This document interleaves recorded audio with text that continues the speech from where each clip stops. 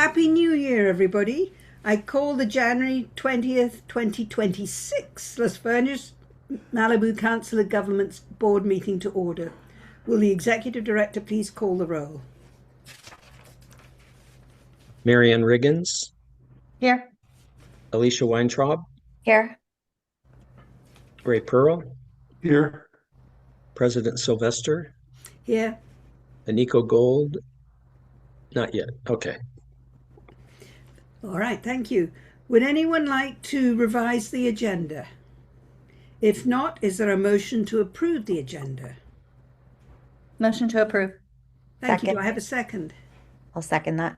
Thank you very much. Will the Executive Director call the roll? Marianne Riggins. Yes. Alicia Weintraub. Yes. Ray Pearl. Yes. Penny Sylvester. Yes. Motion carries. Thank you very much. We're moving on to public comment. Are there any members of the public who would like to address the governing board? Terry, have you received any public comments electronically? I have not. Since we have no public comments, we'll go to item number 4, the election of officers. I have one question. It's Ryan. I had a public comment. Sorry. Was there a procedure required other than raising hand for this item? Well, just to speak up. So Okay. Go ahead, Ryan. There's a project that's going on, which had funding, I think, came through this board, which is for experimental trial and error project on Pacific Coast Highway for a roundabout at the T intersection of Encinal Canyon Road and PCH, and then to put another one in about a mile away at one of the driveways to a beach parking lot for the state. And it's now become quite apparent that this project does not meet standards for the state of California for traffic safety and traffic engineering. And the item was pulled by the city council to consider changing funding allocation that you gave to the city through Metro without increasing the price of the project, but just taking and adding $198,000 of the existing funding to come up with $450,000 or more, just to design these two circles on PCH using a private company, Kimley Horn and Associates. Now, the state, it looks like this has gone up to the state, and they realized that this was a mistake and that they need some justification as to why a single lane roundabout on PCH would not become a choke point for evacuation. And putting two of them in series a mile apart would not be a terrible thing. And so this does not comport to the city's emergency evacuation plan, which is currently under study and review by the state. So this whole thing needs to be quietly put on the back burner, if not killed off. And I would request you agendize it for next month for reconsideration of all of the $2 million funding that you requested from the Metro Board to be allocated to this project. It is being appealed to the City Council, and the 5 beachfront neighbors they've hired an attorney. It's going to be litigated if it has to. It should not have to. Broad Beach Road, for instance, is totally neglected for safety improvements, even for ADA on the corner. And the corner is what creates a sight distance problem. There's no right turn deceleration lane onto Broad Beach Road where there should be.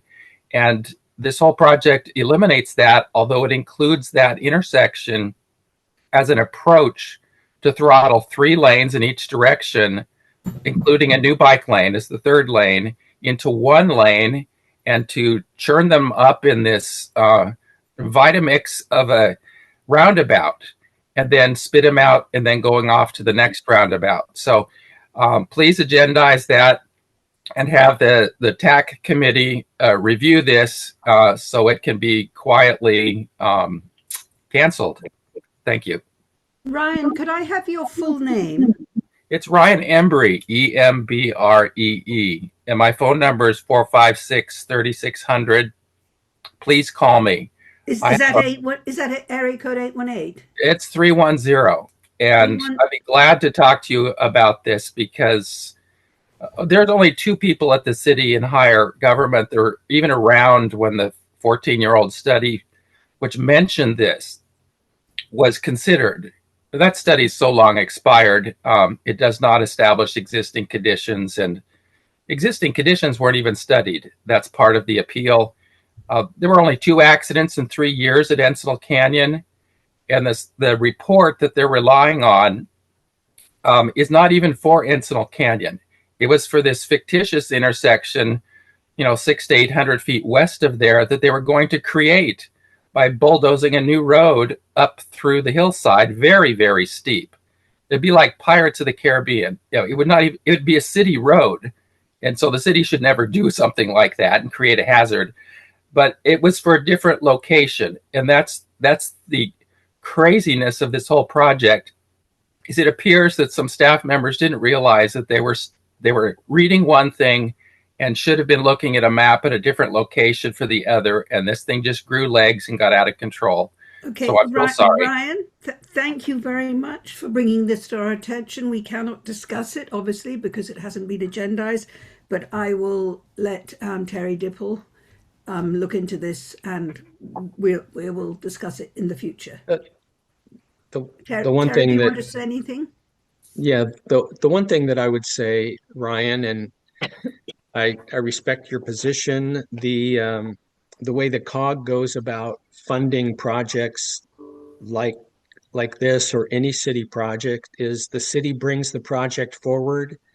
It's reviewed by Metro for eligibility, and then if it's eligible, then it's funded. This was the roundabouts, were brought up late in the process with funding provided by Supervisor Horvath through the county's share of our Measure M funding that comes to us.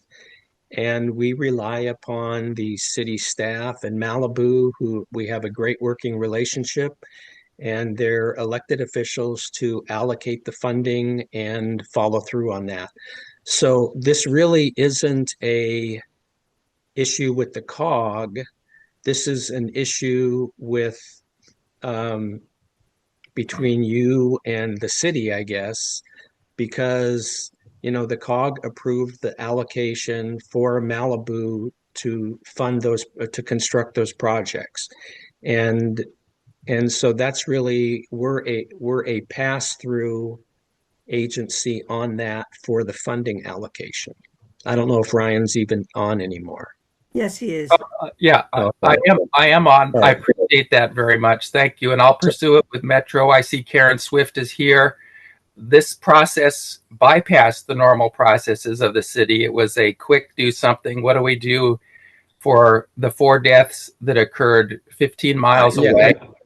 So this was part of a reassessment of an entire length of PCH in Malibu, which was done lickety-split on a drive around with some state officials, some folks from the sheriff's department and the CHP as a quick, what do we do now? So okay. I understand the urgency of how it came to your board, but thank you very much. Thank you. Thank you. All right. Now we're moving on to the election of officers. It's now time for the yearly officer reorganization. According to COG bylaws, the president and vice president are elected at the first regular governing board meeting in January. Their terms begin upon election and end immediately following the next elections. The city of Agoura Hills continues to serve as the COG treasurer. I will now ask for a nomination for the president. I'd like to nominate Ray Pearl for president of our COG. Thank you, Alicia. Are there any other nominations? If there are no other nominations, will the executive director call the roll? Aniko Gold, Yes. Marianne Riggins, Yes. Alicia Weintraub, Yes. Ray Pearl, Yes. Penny Sylvester, President Sylvester. Yes. I will now open the nominations for the vice president, and I would like to nominate Marianne Riggins. Are there any other nominations? If there are no other nominations, will the executive director call the roll? Aniko Gold, Yes. Marianne Riggins, Yes. Alicia Weintraub, Yes. Ray Pearl, Yes. President Sylvester. Yes. Thank you, Terry. I would like to congratulate Ray and Marianne, and I'm now going to turn over the meeting to Ray. Thank you, Penny. Thank you, everyone. I appreciate very much the vote of confidence as we rotate. But what I really want to do is also just take a quick moment and thank Penny for her leadership the last year. It was easy to serve with her, but Penny, you made it look so effortless, and we're going to miss that accent running these meetings, and really your thoughtful leadership and the things that you cared about we'll continue to work on, but really appreciate all that you've done for our COG and our region. So thank you very much, Penny. Thank you. Okay, we will now move on with our regular agenda, and we get to the consent calendar.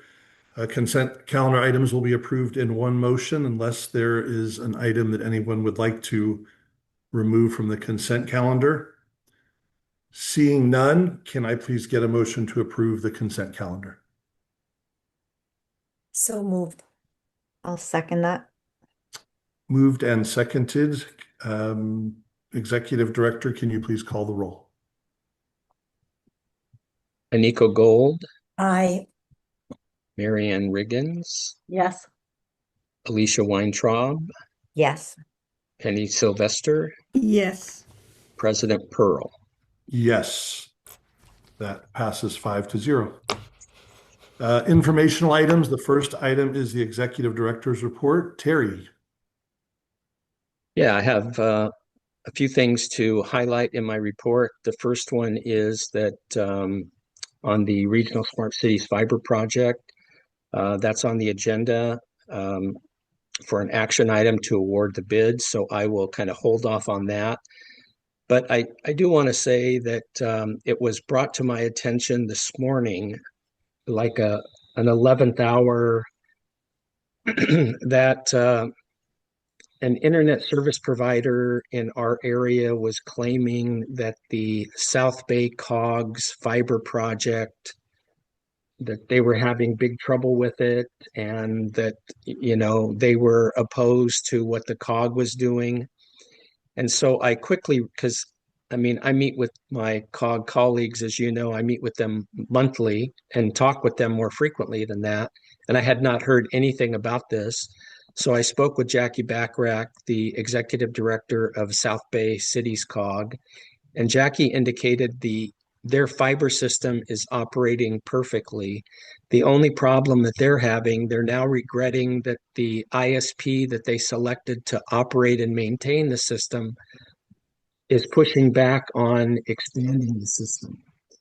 And they want to expand the system into different areas in order to upgrade the fiber network for the communities. And the ISP does not want to do that. And so what they're looking to do is partner with a new ISP in order to have a company that's willing to expand. So that's the only issue, if you will, that they're happening. And I just wanted to bring that to your attention just in case you hear rumblings under the radar about our project. With that, I'll move to our Measure M funds. Metro is expected to approve our allocation next month. And we discussed the option to not include the additional $4.5 million that the governing board approved last September as part of our Measure M project list. And so that will be carried over into the next cycle, and we can reallocate it to the cities if need be. All of our governing board members were present, I believe all of you at the October Cal Cities Conference, when we had just an informal gathering of the COG presidents and other staff people and other members to discuss the formation of a COG coalition for LA County. We have a date for that that meeting on February 19th, and I appreciate that President Pearl's able to attend, and I believe that Aniko is also going to attend. So I really appreciate that, and of course I'll be there, and I look forward to building that coalition that will support that the COGs can support each other. Tonight is the homeless count for the cities of Agoura, Calabasas, Westlake, and Hidden Hills. And I'm the site coordinator at the Calabasas Senior Center again, and we'll be coordinating the volunteers, and hopefully that'll go smoothly like it did last year.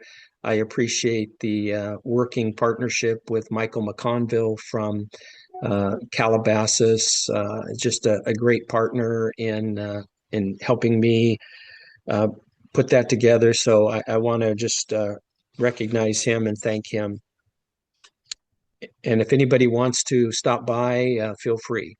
And then Malibu's count will be on Thursday, January 22nd. Their count is at 6 a.m. So you have to get up early if you want to volunteer for that one. This SB 220, which I included in my report, I thought was going to be a continuing battle, but it turned out that Senator Allen's bill to expand the Metro Board and come up with a modified timetable for them to present an expansion plan didn't make it out of committee. But I understand that the senator and Metro and the COGs will be discussing this, and that Metro is taking a lead to put together the expansion with input from the COGs and the cities, of course. So we really appreciate that partnership with Metro. Last fall's tour of the wildlife crossing was canceled due to the weather. I'm working with Lauren Gill to try and reschedule that to April or May after, well, I don't know if we're going to get any more rain. I hope we do, but April or May, and then maybe we could have that coincide with an in-person meeting.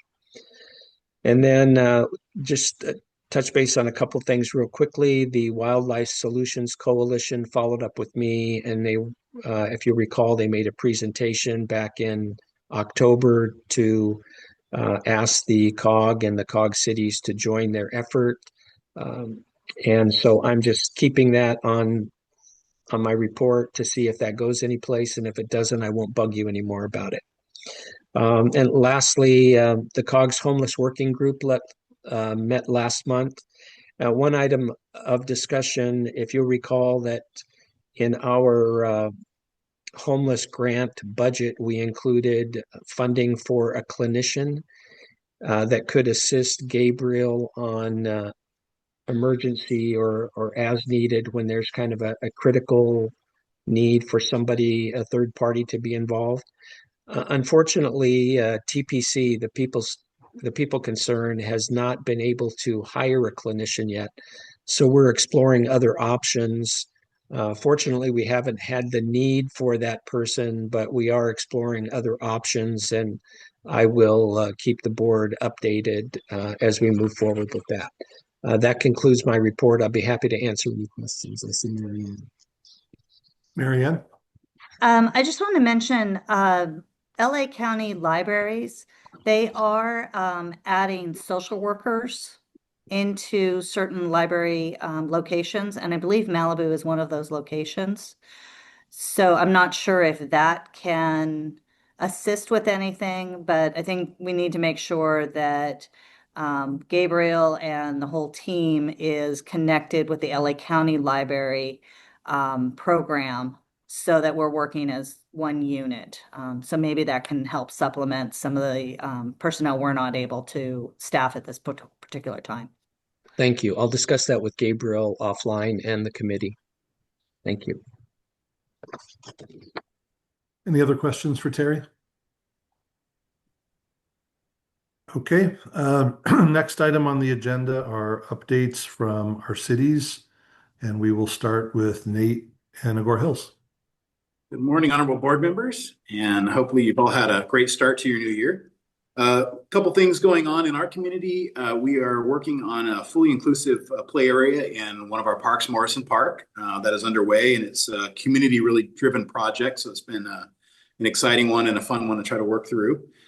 We also, like some of the other agencies, are looking at e-bike regulations, and the council has discussed it once, and I anticipate it'll be back in the next 30 to 45 days.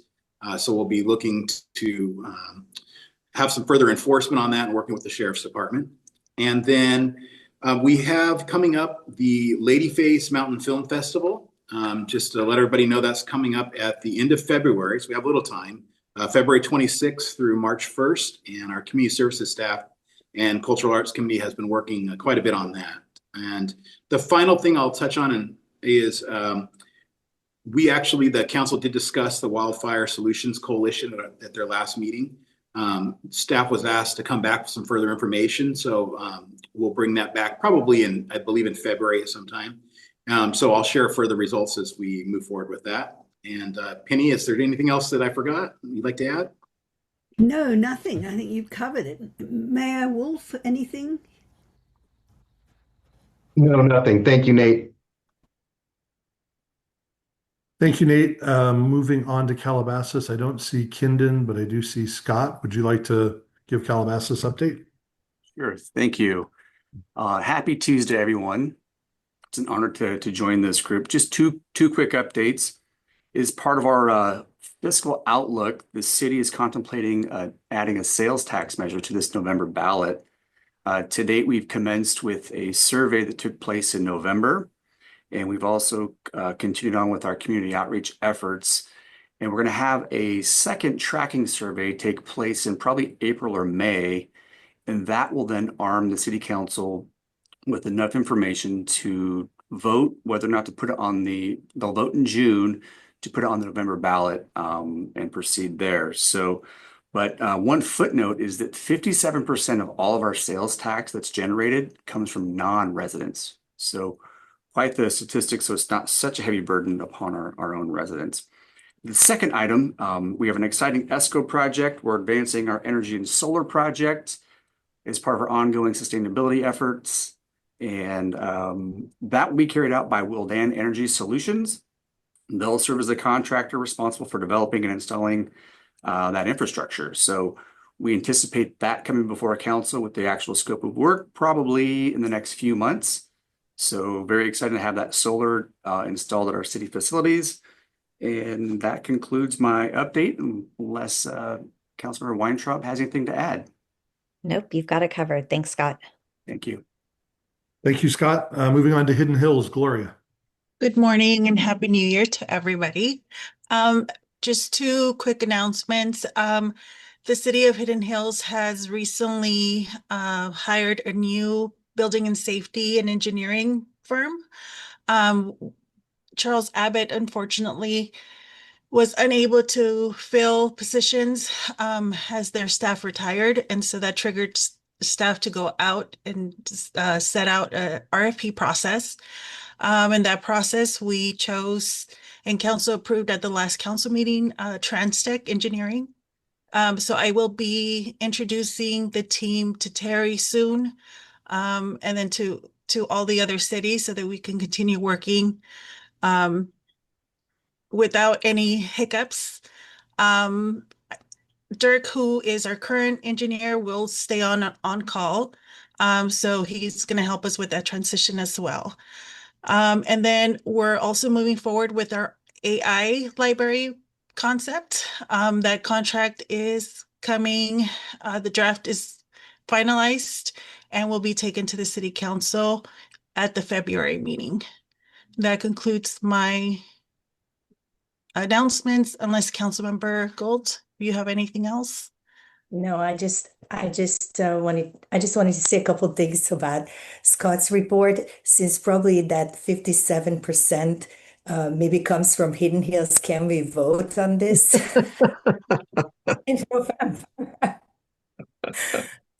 Unfortunately, no. I know. Kidding. Gloria, thank you. We'll move on now to Malibu and Rob. Uh, Good morning, everybody. And if those who don't know me, I'm Rob DePoe. Uh, Currently I'm the interim city manager. Used to be the public works director for the city, and I'm filling this role up until March 2nd. I'm happy to announce that the city has hired a new permanent city manager, Joe Irwin, and he starts on March 2nd. So I'll be working with him closely, transitioning and getting him caught up to speed. So yeah, so that's one major announcement I wanted to let everybody know. Everyone probably knows about it anyway. The other couple other things that I want to bring up. On February 4th, we're having a ribbon cutting for a PCH signal sync project. That's our Measure R, Measure M project that we did on PCH to signalize and improve safety on PCH. So that's happening on February 4th. I think it's at 10. Secondly, let's see, we have a disaster evacuation plan that the city is working on. There's an online survey that is currently out right now, and that survey is due at the end of the month.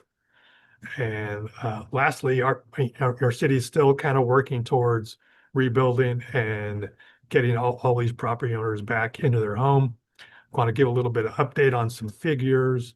Currently, right now, we have issued 23 building permits.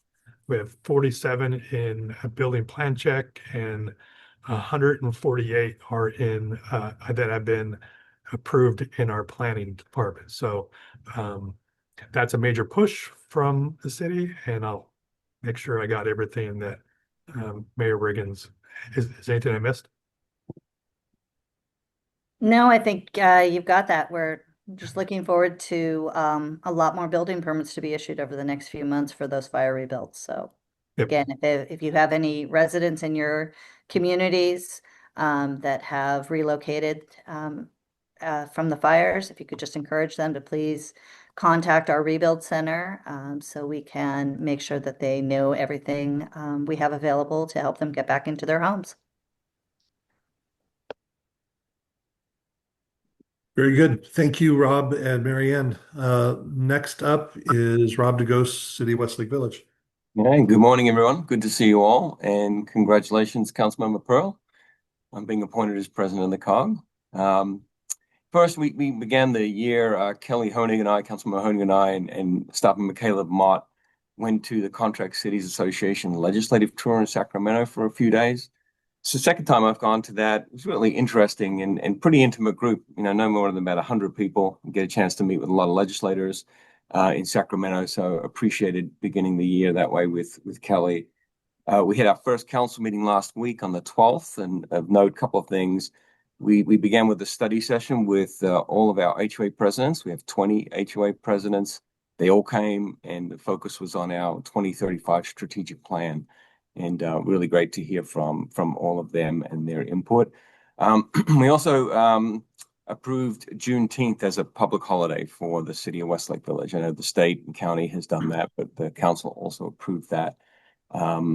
So appreciate the council members' leadership on that. Our next council meeting is January 28th, and we have a study session on goals for the year.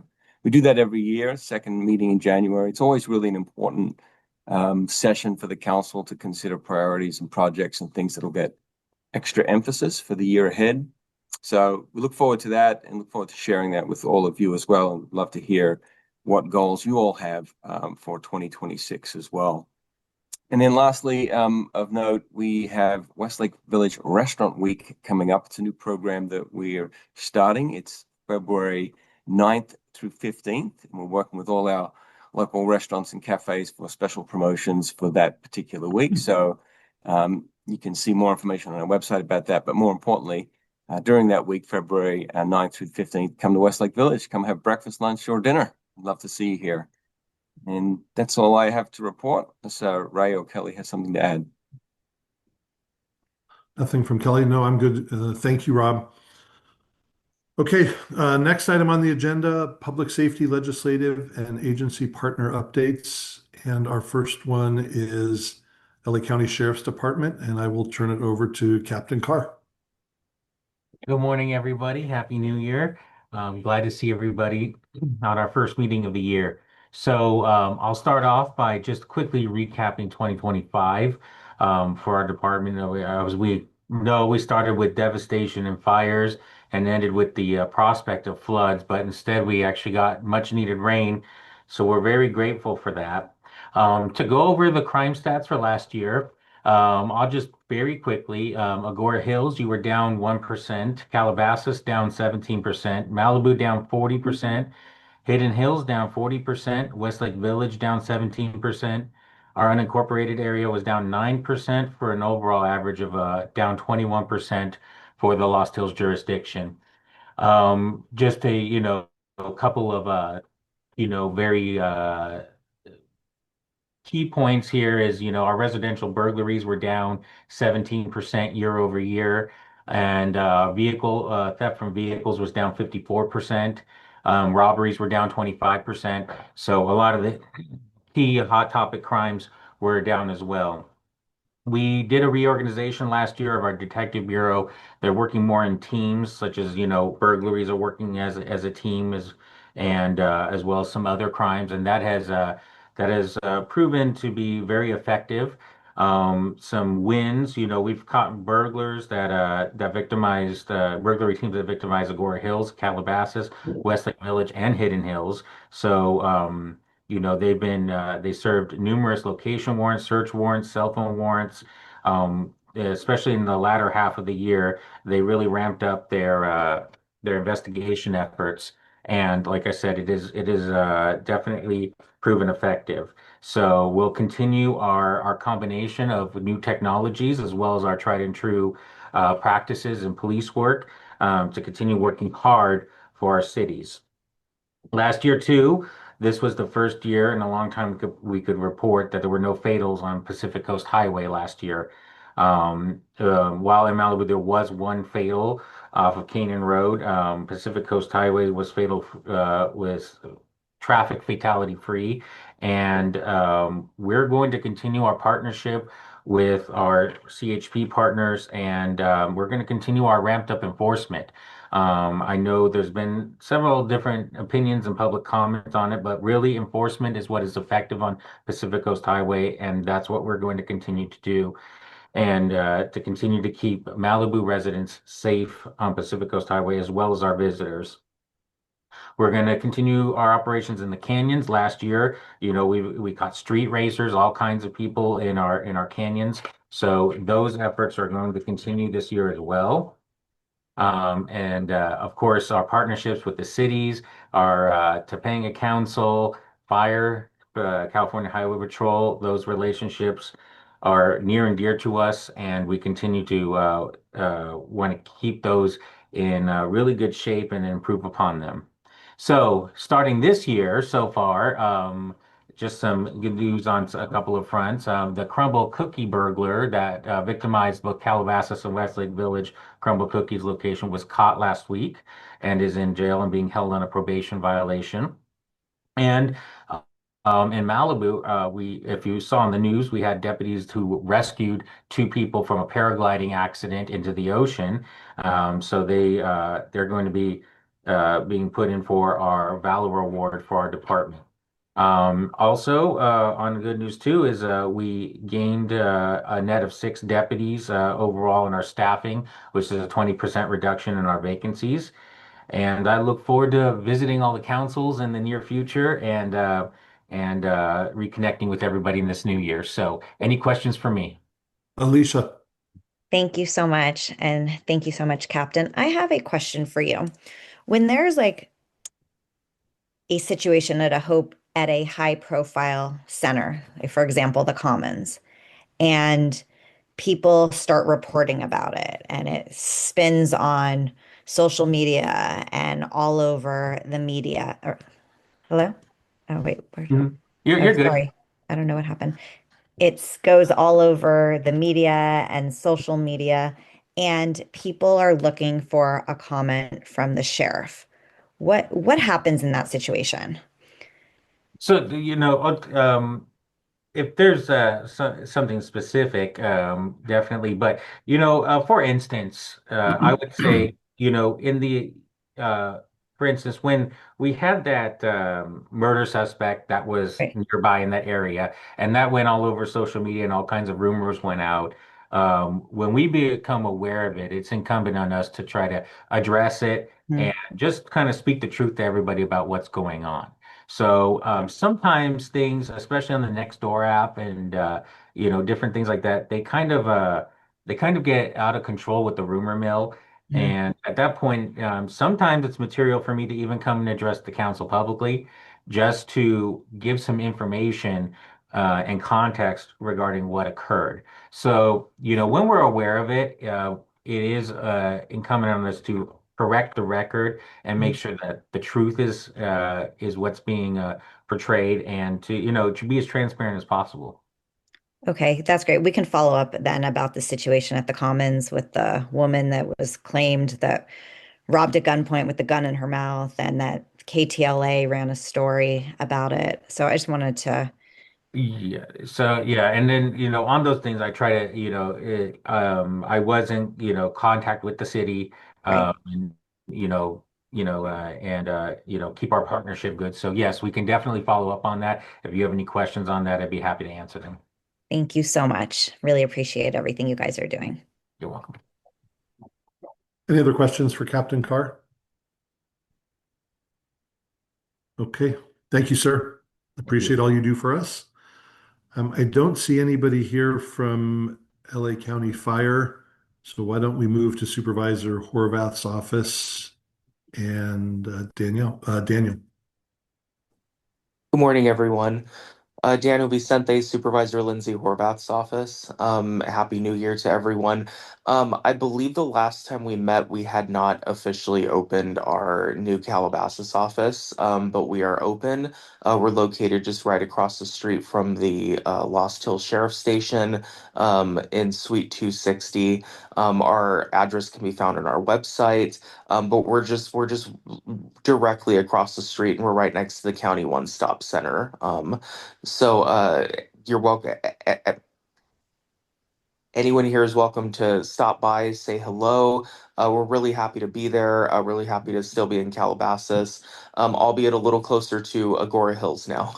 Um, with regards to any updates from our office, the relevant one that I want to share that definitely has gotten some traction lately has been last week, Supervisor Horvath introduced a motion that passed at the board to designate county facilities as ice-free zones.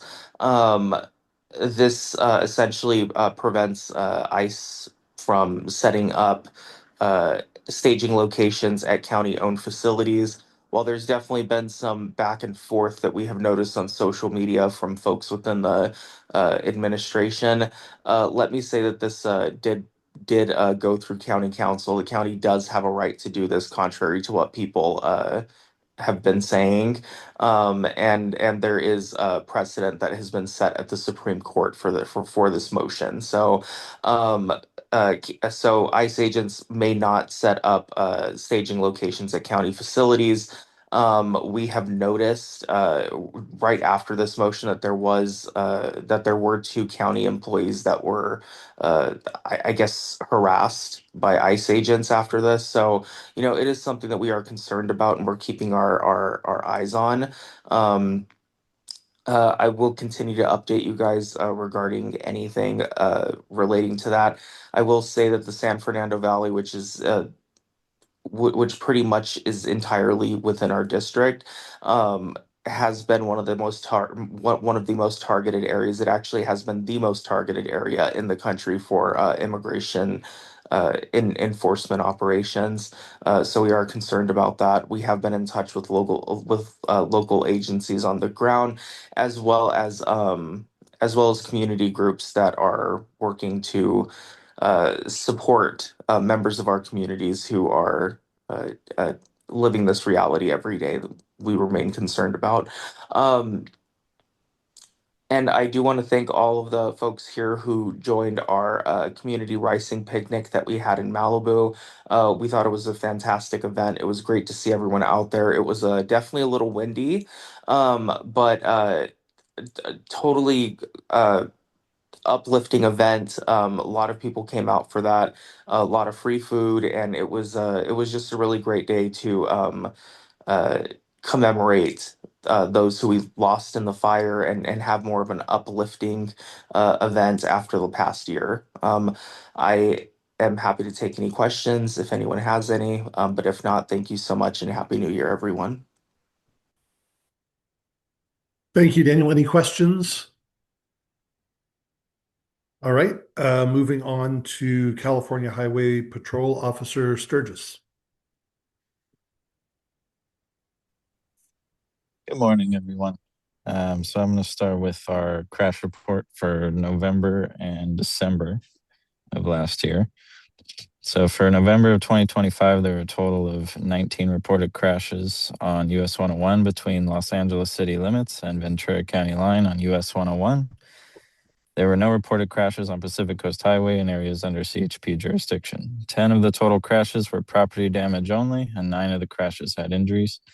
Of those crashes, 4 involved a hit-and-run driver. We were able to identify 1 of the hit-and-run drivers, and hit-and-run charges were recommended. There were no DUI-related crashes, and there were no fatal crashes. Causes of the crashes include, other than driver, 1, unsafe turning movements, 4, unsafe lane changes, 2, and unsafe speed for conditions, 12. 11 crashes between Los Angeles city limits and Liberty Canyon Road.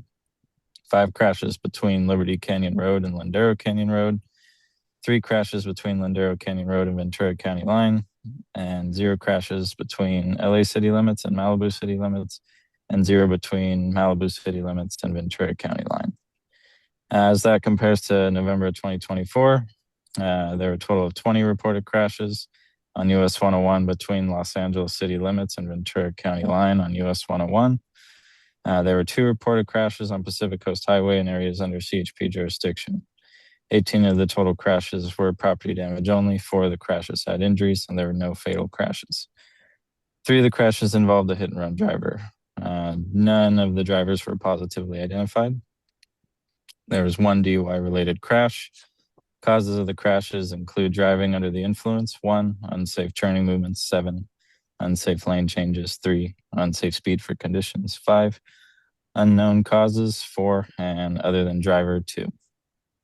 12 of those crashes were between Los Angeles city limits and Liberty Canyon Road, 4 crashes between Liberty Canyon Road and Lindero Canyon Road, 1 crash between Lindero Canyon Road and Ventura County line, and 5 crashes between Los Angeles city limits and Malibu city limits. 0 crashes between Malibu city limits and Ventura County line. For December 2025, there were a total of 40 reported crashes on US 101 between Los Angeles city limits and Ventura County line on US 101. There were 2 reported crashes on Pacific Coast Highway in areas under CHP jurisdiction. 30 of the total crashes were property damage only, and 12 of the crashes had injuries. Of those crashes, 11 involved a hit-and-run driver. We were able to identify 1 of those drivers, and they were arrested for DUI and hit-and-run. There were 4 DUI-related crashes, and there were no fatal crashes. Causes of the crashes include, other than driver, 1, unsafe turning movements, 13, unsafe lane changes, 4, spilled load, 1, unsafe vehicle condition, 1, other than driver, 2, unknown cause, 1, and unsafe speed for conditions, 15. 25 crashes between Los Angeles city limits and Liberty Canyon Road, 13 crashes between Liberty Canyon Road and Lindero Canyon Road, 2 crashes between Lindero Canyon Road and Ventura County line, 1 crash between Los Angeles city limits and Malibu city limits, and 1 crash between Malibu city limits and Ventura County line. As that compares to December of 2024, there were a total of 21 reported crashes. So, about 20 less than 2025. On US 101 between Los Angeles city limits and Ventura County line on US 101. There were no reported crashes on Pacific Coast Highway in areas under CHP jurisdiction. 11 of the total crashes were property damage only, and 10 of the crashes had injuries. Of those crashes, 5 involved a hit-and-run driver. None of the drivers were positively identified. There were 2 DUI-related crashes, and there were no fatal crashes. The causes of the crashes include driving under the influence 2, other than driver 1, unsafe turning movement 6, sudden stop 1, failure to yield 1, other than driver 1, and unsafe speed for conditions 9. 13 crashes between Los Angeles city limits and Liberty Canyon Road. 7 crashes between Liberty Canyon Road and Ladera Canyon Road. 1 crash between Ladera Canyon Road and Ventura County line. And 0 crashes between Los Angeles city limits and Malibu city limits, and 0 between Malibu city limits and Ventura County line. Then moving on to citation data. So for November 2025, there were 465 citations issued on US 101 between LA city limits and Ventura County line, and on PCH in areas under CHP jurisdiction, not including Malibu. I will get to the Malibu stats shortly. But for November 2024, there's 274 citations issued in the same area.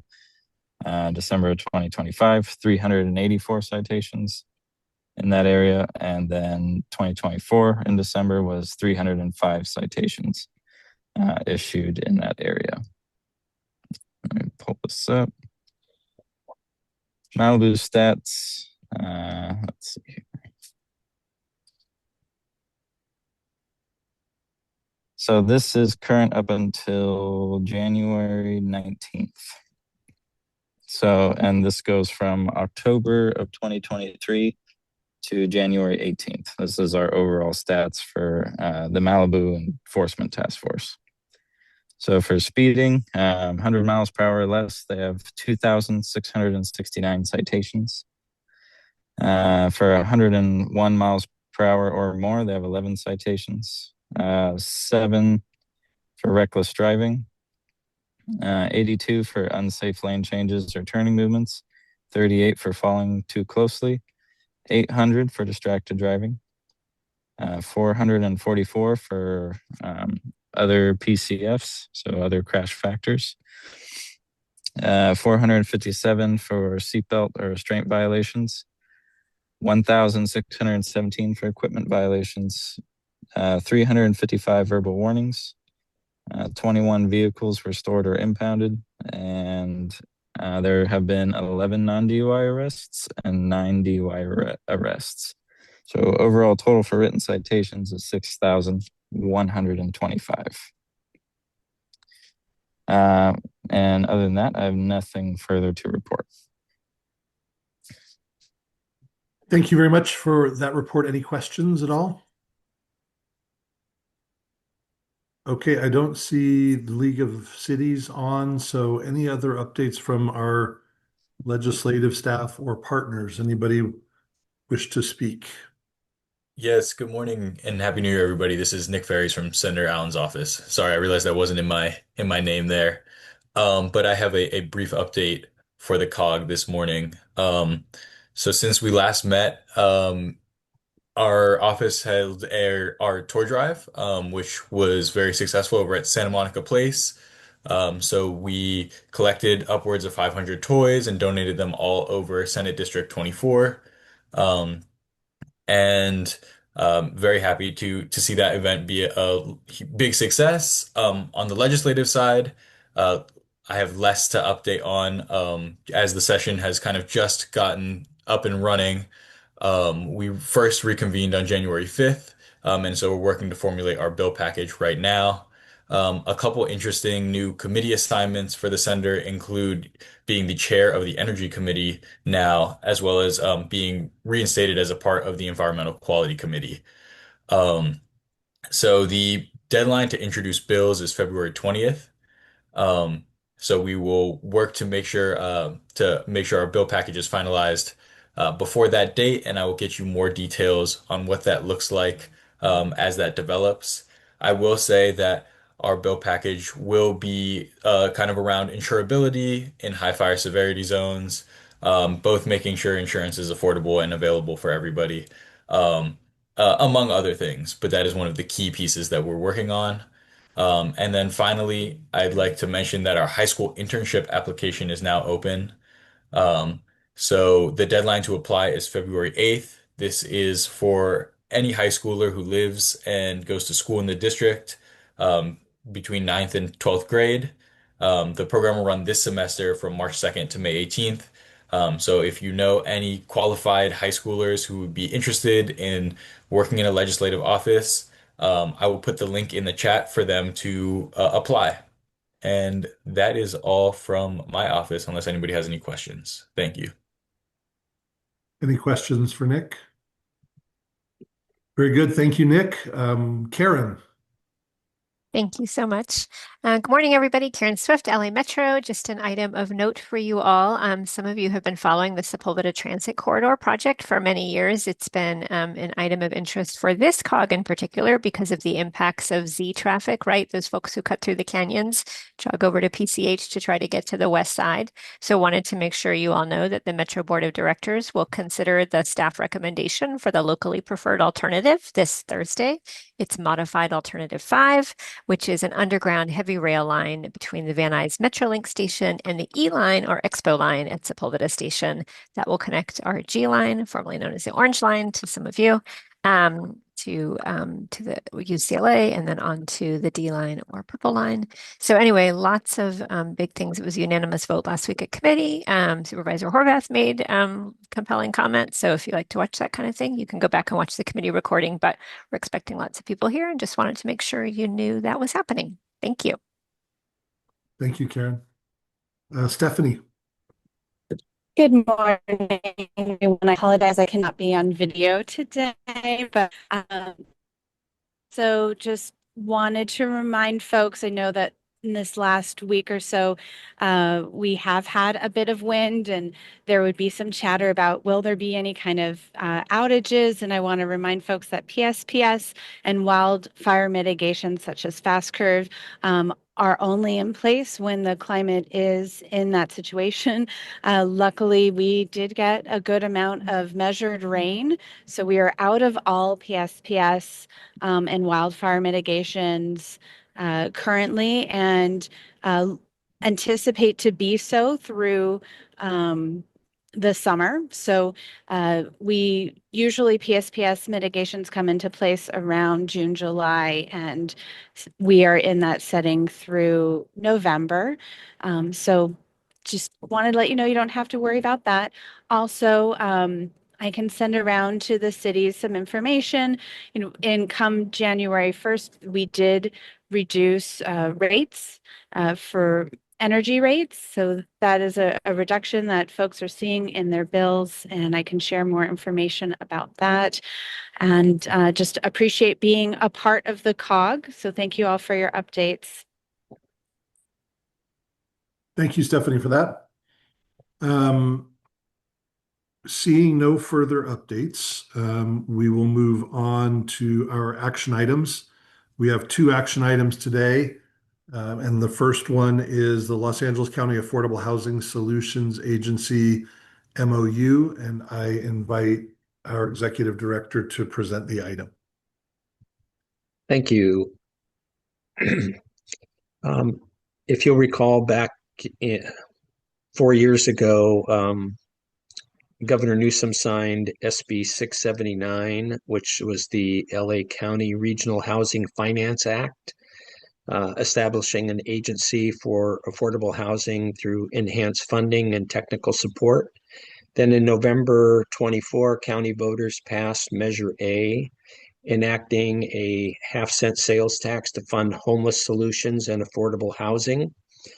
And as you recall, that allocation was determined how the COGs would receive, and the COGs and cities would receive funding. And we've been negotiating with, or I should say, talking to La Casa since the beginning, because as you know, our allocation is 450,000 and some change, and really is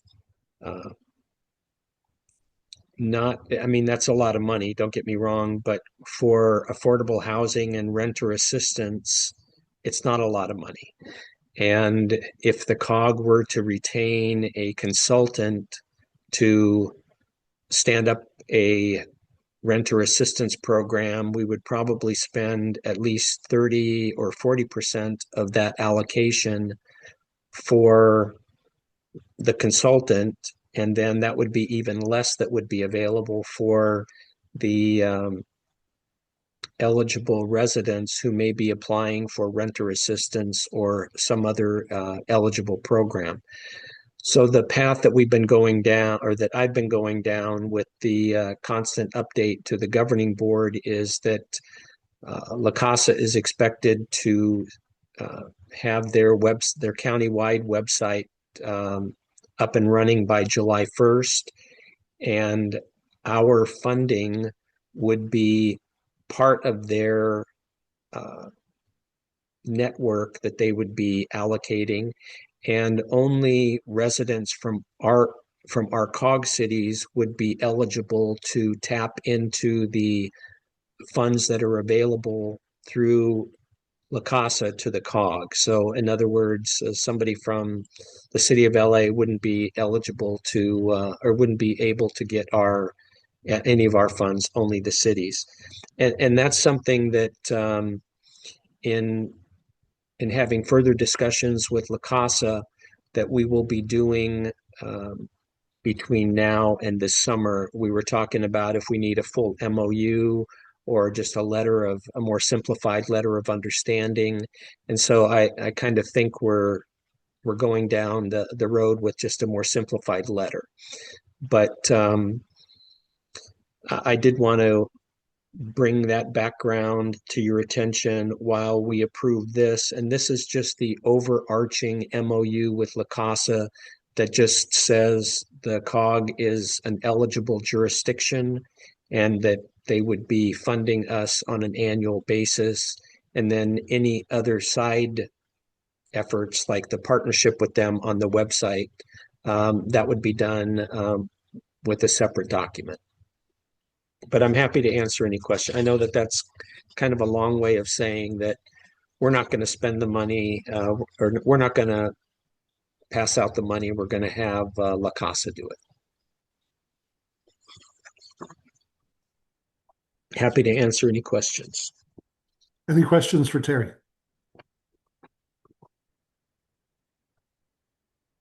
Okay, do I have then, if there's no discussion or questions, do I have then a motion to approve the MOU with the LA County Affordable Housing Solutions Agency?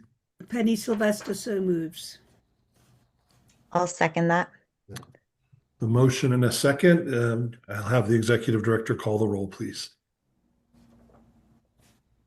Nico Gold, Yes. Marianne Riggins, Yes. Penny Sylvester, Yes. Alicia Weintraub, Yes. President Pearl. Yes. Motion carries unanimously. Thank you for that, Terry. Our second action item deals with our Smart Cities Fiber Network construction contract, and I invite Terry to present the item. Well, I'm hoping we're at the finish line and the starting line. As the board knows, we've been working on this project for a long time. It seems like a long time ago that Rob DeGoes and Nate and I were having our very first meeting with South Bay COG to find out what they did and how they did it, and then hiring Jory Wolf and the Entrust Group to prepare the design engineering that obviously took a lot longer than we expected. But we finalized the design engineering. We allocated our initial funding, which was $14.5 million for this project, which originally by Entrust was estimated to be around $10 million or $12 million. As all of you know, last year when the bids came back, it was $30 million, and they weren't even responsive bids. So with the support of the governing board and the city managers, we had been simultaneously we had an RFP out for a project construction manager, and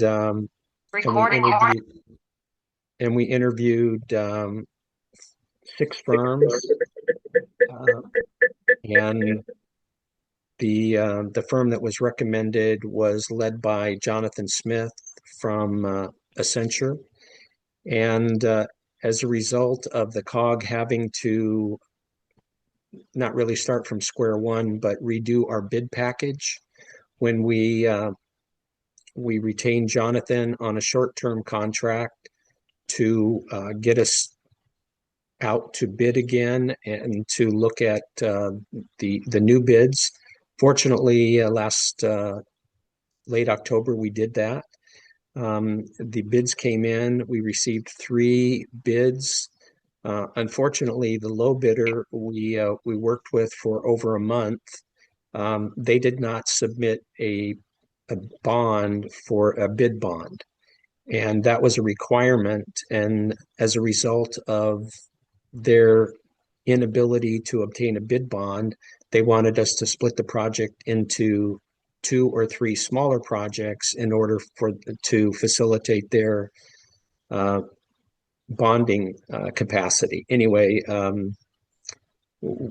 we elected not to do that for a number of reasons, including discussions with Metro and everything else. So we went to the next lowest qualified bidder, which is Mastech of North America.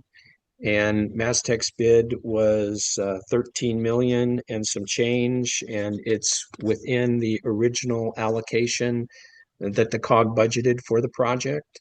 They did meet all of the requirements for with their bid, and so we're recommending that the governing board award the contract to Mastech North America. There's some additional bid analysis and information that's included in this. Also, the recommendation would be to award the contract to Mastech. The second recommendation would be to authorize me to execute the contract with Mastech in that amount. And I would say if you would prefer to have the COG president be the signer on the contracts, I have no problem with whoever signs it, as long as we're able to execute or get the contract executed.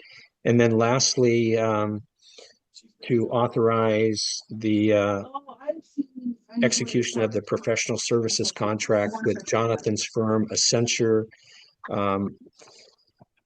in the amount of $869,000. That is included in our budget, and that would only be in effect, obviously, if we move forward with the construction of the project, if you so decide to approve that, which hopefully you will. But I would like to turn it over to Jonathan for just a few comments about the project and what's envisioned, and allow you to get a better feel for it and answer any questions that might have come up recently about the fiber project. Jonathan? Thank you, Terry. Good morning, Honorable President Pearl and board members. Real quickly, Jonathan Smith, retired public official with over 20 years of experience in local government. Now still a servant leader, but with Accenture. So I'm very, very honored to be part of the team to bring this project to fruition. I mean, what we're doing here is with this project, what you are doing, is creating a digital right-of-way. This is a right-of-way that's as important as the roadway right-of-way. It's setting the member agencies up for the future, for you all hear about smart cities, but really, what does that mean? This really sets up the member agencies to take advantage of AI in ways that you're not able to at this point, because you don't have the digital right of way that's in your control. This gives local control to digital improvements. And examples of the types of smart cities improvements are, for instance, a point in time that is going to take place in the future. Most of that work can be done in advance with smart city devices that can be installed with attached to these improvements that we're constructing to continuously monitor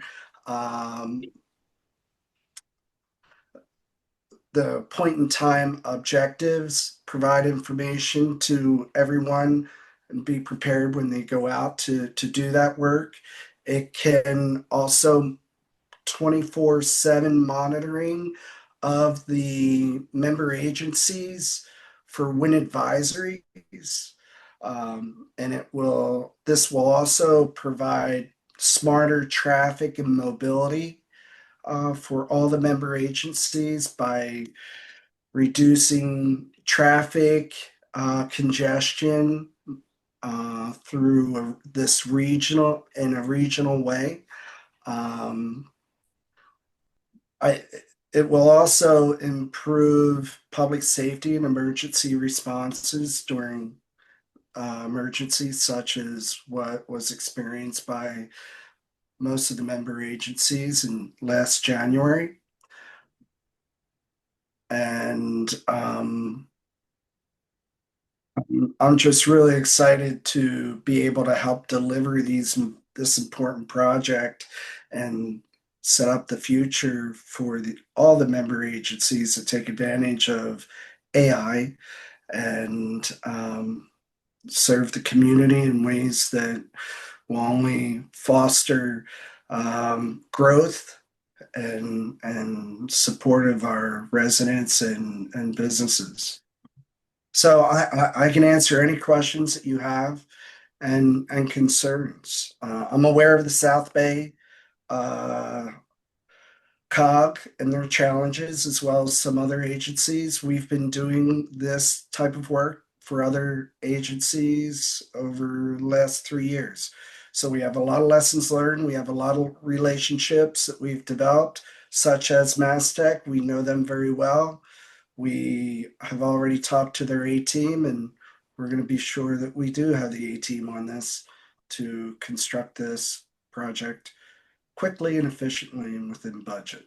So Thanks, Jonathan. One other thing that I'd like to just point out, because I know it's been an issue over the course of the COG, and that is the cell service in some areas of our cities. And with the high-speed fiber project, we'll be able to also include little pop-up features that can enhance cell service. So that's something that we'll be talking about too along the way. Correct. So if you have any questions for me or Jonathan, I'd be happy to answer them, or we'd be happy to answer them. So any questions? As Terry said, this is both the end of a very long road and also the beginning of the next phase of this project and the kind of a monumental moment in life of this project. Are there any comments, concerns, or questions for Terry or Jonathan? Okay. Any discussion on the item from members of the board? If not, I'll read what Terry's provided. Do I have a motion to approve three things: awarding the contract for the Regional Smart Cities Fiber Project to MasTech North America Incorporated; two, authorize the executive director to execute a construction contract with MasTech North America Incorporated in the amount of $13,441,716.86. And 3, authorize the executive director to execute a professional services contract with Accenture INCP in the amount of $869,000. I make those motions. Nico moves. Is there a second? Penny Sylvester seconds. Penny seconds. With that motion in a second, I'll ask Terry to call the roll, please. Nico Gold, Yes. Penny Sylvester, Yes. Alicia Weintraub, Yes. excuse me, Marianne Riggins, Yes. President Pearl. Yes. Motion carries unanimously. You got choked up in the middle of that, Terry. I was excited. I'm so happy. This is obviously, a big step for the COG, and I can't thank the city managers enough for their support and their involvement in this every step of the way, and their advice has been very helpful. They were the ones that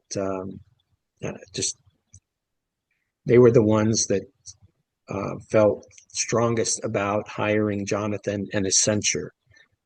I was comfortable since we'd been going along with Jory Wolf and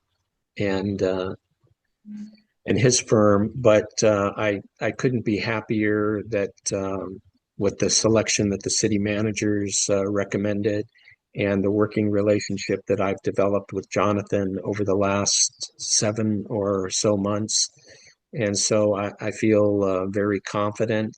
Obviously, with a construction project, we're going to have some hiccups along the way, but I'm sure that we can address those. Obviously, I'll be reporting on this monthly at the board meetings and with the city manager meetings in order to make sure that everybody is up to speed on where we are and how the project is moving forward.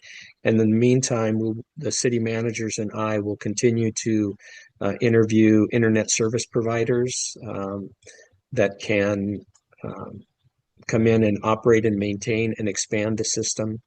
So that'll be the next phase that will be running simultaneously with the construction. But just my thanks to all of you for getting to this point, and I'm excited about moving forward. And Terry, we thank you also for your leadership and sticking through this very lengthy, difficult process. So no, it's an exciting project. We appreciate you too.